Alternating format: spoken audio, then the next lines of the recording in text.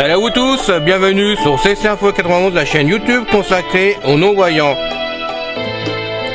Présenté par Alain Leclerc, avec Pascal Cusson,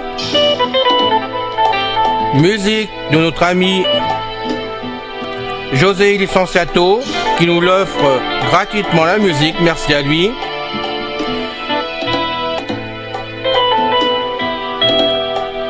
Soyez tous et bienvenus sur la chaîne. Notre liste de diffusion pour vous tenir au courant de ce qui se passe sur la chaîne. Vous pouvez y aller sur ceci-info91 plus subscribe @googlegroup.com.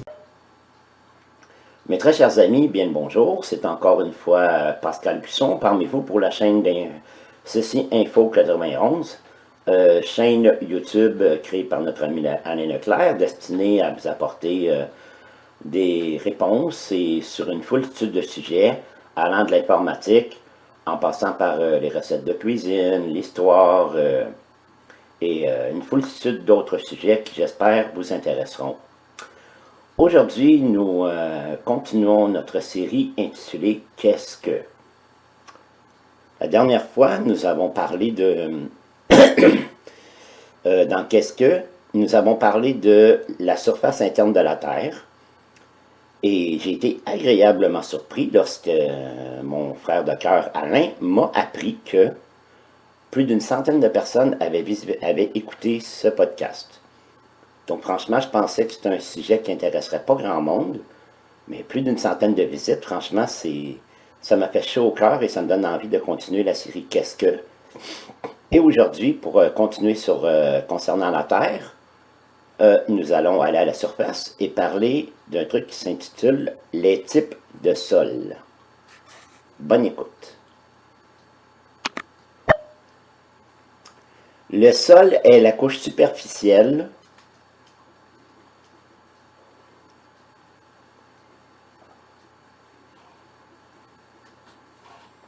Pardon, on répète.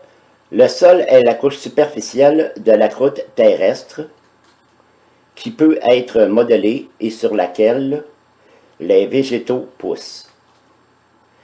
Sans le sol, la vie telle qu'on la connaît sur Terre ne serait pas possible. Le sol rend possible l'agriculture, retient les eaux de pluie, et constitue un habitat pour de nombreuses espèces animales. De plus, il sert de support pour permettre aux êtres vivants de se déplacer et de se nourrir, ainsi que pour assurer les fondations des bâtiments et des routes. Puisque chaque type de sol peut servir à un usage particulier, il est important de définir ses caractéristiques et son évolution.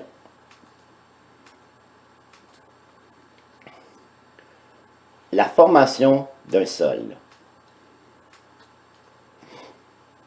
Deux processus mènent à la formation d'un sol, l'altération de la roche-mère et l'enrichissement en matière organique. Le sol est ainsi formé de matériaux d'origine minérale et organique qui se mélangent et se disposent en différentes couches. Le sol se forme d'abord à partir d'une roche dure formant la croûte terrestre. On nomme cette roche la roche-mère. Le sol correspond précisément à la couche qui se retrouve au-dessus de cette roche-mère. Au départ, divers processus physiques chimiques ou biologiques transforment partiellement ou totalement les éléments qui constituent la roche-mère. Par exemple, le ruissellement, le vent, le gel, le dégel et des transformations chimiques désagrègent lentement la roche-mère pour former des débris et des plus petites particules minérales. Ainsi, un sol se construit lentement par l'accumulation des fragments de roches et de minéraux. Ensuite, le sol s'enrichit progressivement de matériaux d'origine organique grâce à l'action des décomposeurs, qui sont les bactéries, les champignons et les invertébrés,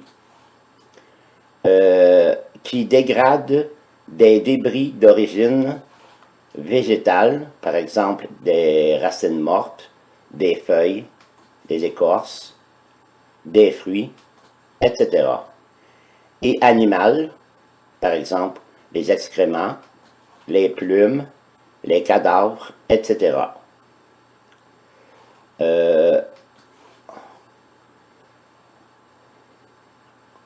Retrouvés constamment au sol. Ces transformations de matière organique sont très importantes car elles enrichissent le sol d'une matière essentielle appelée humus, H-U-M-U-S, rendant ainsi le sol riche et propice à la croissance des végétaux et à l'agriculture. La formation d'un sol est un lent processus. Ainsi, un sol très jeune sera très mince, alors qu'un sol plus vieux est plus épais.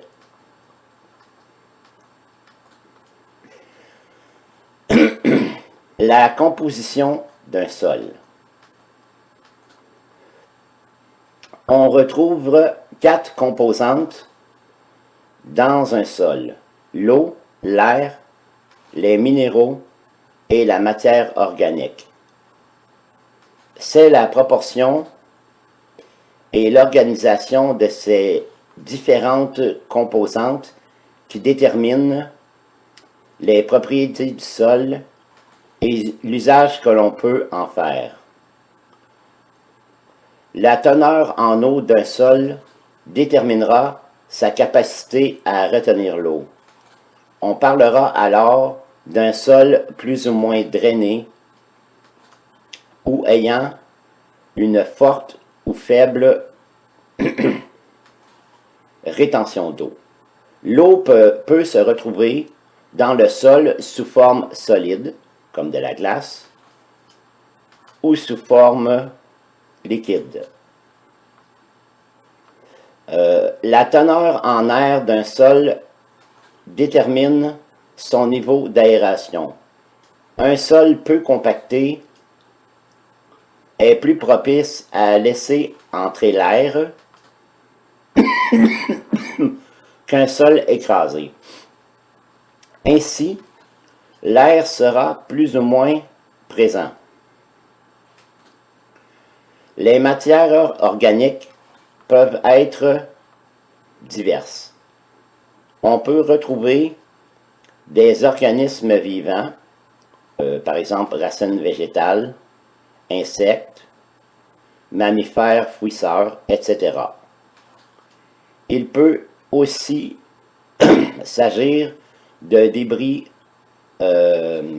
d'origine végétale ou animale, par exemple des branches d'arbres morts, des excréments, cadavres d'animaux, etc.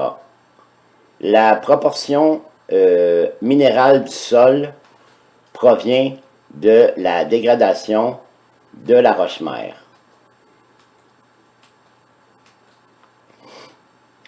Le type de sol.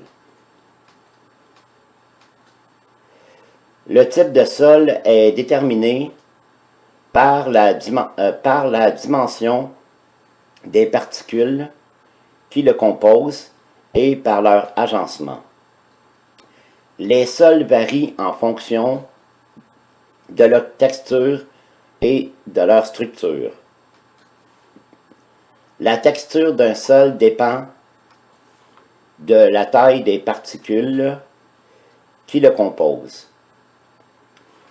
Afin de déterminer la texture d'un sol, on peut simplement procéder par un test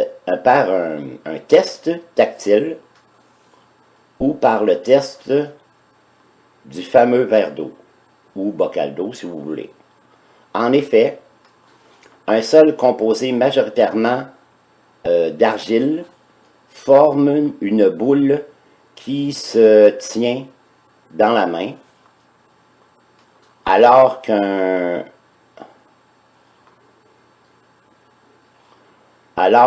ruissellement de sable file plutôt entre les doigts. La texture du sol influence directement sa structure, sa teneur en nutriments, son humidité et sa capacité à drainer l'eau.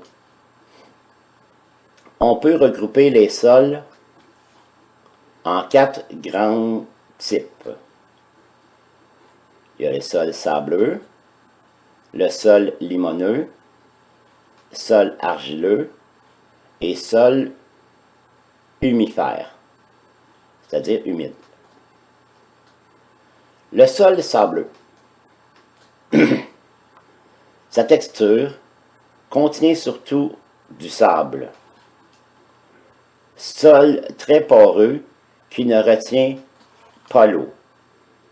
Sèche et se réchauffe en peu de temps.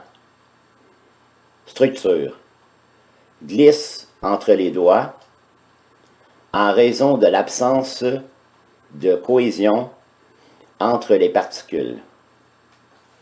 Très sensible à l'érosion par le vent et au lessivage.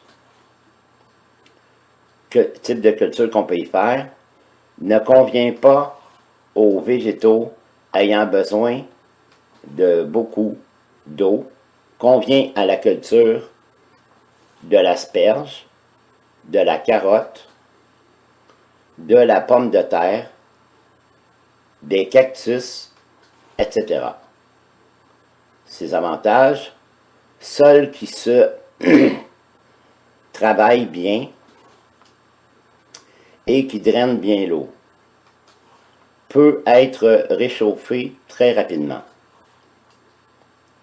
Désavantages, sol peu fertile qui ne retient pas l'eau, très propice à l'érosion. Sol limoneux. Sa texture contient surtout du limon, adhésion partielle des particules du sol qui se désagrègent en petits morceaux sous l'effet de l'environnement. Porosité moyenne. Sa structure. Particules relativement serrées permettant à l'air et à l'eau de circuler plus ou moins facilement. Sujet à la formation superficielle d'une croûte sèche qui limite l'infiltration d'eau, tout en favorisant le ruissellement. Très grande sensibilité à l'érosion par l'eau, surtout là où les pentes sont abruptes. Culture possible. Convient à la culture du blé, du maïs, des betteraves, etc. Avantage, sol qui se travaille bien et qui est très fertile. Désavantage, sol très fragile qui s'érode facilement. Sol argileux. Sa texture contient surtout de l'argile. Sol lourd et compact, dont les particules demeurent collées entre elles comme de la pâte à modeler. Risque de compaction du sol si des masses lourdes, comme des camions par exemple, se retrouvent en surface. Un sol compacté sera alors difficilement drainé, souvent désigné sous le nom de glaise. Sa structure. Peu de place pour la circulation de l'eau et de l'air. Retient bien l'eau et les éléments nutritifs. Sensibilité à l'érosion par le vent, car si la surface est sèche, cette couche superficielle peut être littéralement pulvérisée. Tendance à être alcalin. Culture possible, sol très fertile, car il est riche en éléments nutritifs.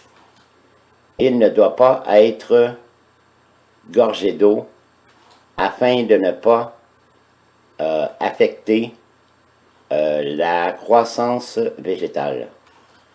Convient à la culture de la tomate, de l'orge, du soya, etc. Les avantages, sol qui retient bien l'eau et qui est très fertile. Désavantages, sol qui se travaille mal et qui réagit mal aux variations de température. Il gèle facilement. Sol humifère. Texture contient surtout de la matière organique. Particules foncées, relativement lâches, qui glissent entre les doigts. Permet à l'eau de s'écouler facilement. Sa structure peut retenir une grande quantité d'eau sans devenir collant comme le sol argileux le devient. Retient bien les engrais, peut être sensible à l'érosion par le vent. Culture possible, souvent utilisée pour la culture des légumes. Ses avantages, sol très fertile, qui retient bien l'eau et qui se réchauffe facilement. Désavantages, sol parfois très acide, qui peut nuire au développement des végétaux.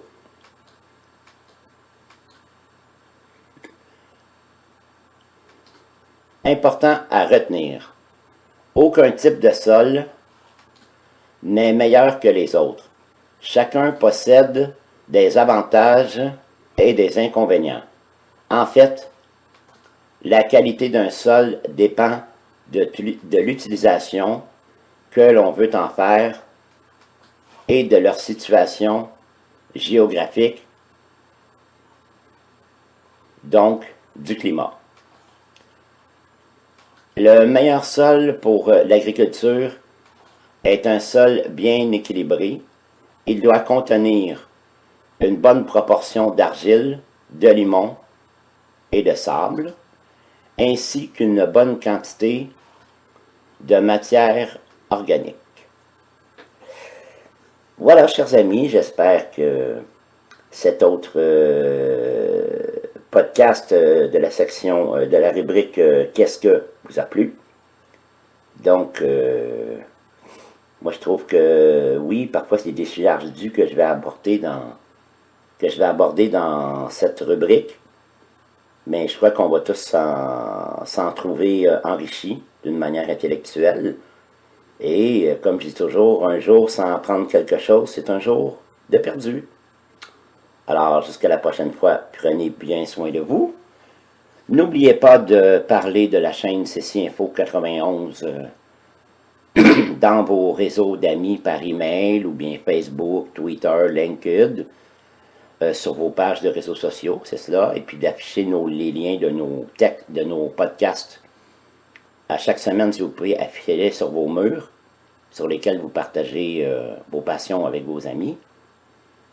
Alors, aidez-nous dans ce but afin que la chaîne continue à grandir en nombre d'adhérents et de visites des podcasts d'Alain et de moi. Et qui sait, peut-être un jour, si vous avez envie de vous lancer dans l'aventure, peut-être vos propres podcasts à vous. Alain et moi sommes toujours preneurs d'avoir des nouveaux podcasts et des nouveaux collaborateurs. Ne l'oubliez pas, c'est tous ensemble que la chaîne va grandir et perdurer. Jusqu'à la prochaine fois. Bye bye. Ciao.